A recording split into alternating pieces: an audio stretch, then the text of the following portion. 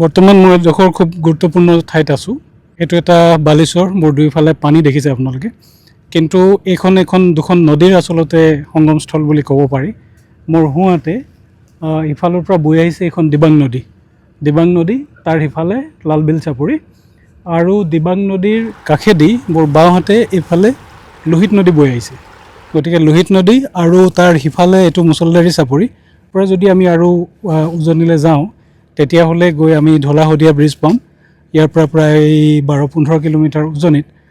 তাৰো আগলৈ যদি আমি আৰু আগবাঢ়ি যাওঁ, তেতিয়াহ'লে সিফালে নদিহিং নদী, নদিহিং আৰু লোহিত আহি য'ত লগ লাগিছে, আৰু নদিহিং লোহিতৰ লগতে আহি এডোখৰত টেঙাপানী বুলি এখন নদী লগ লাগিছে। গতিকে সেইফালে এটা অৰুণাচল বৰ্ডাৰ আছে। মোৰ পৰা আৰু কিছু নামনিত ডিব্ৰু-চৈখোৱা ৰাষ্ট্ৰীয় উদ্যান আছে।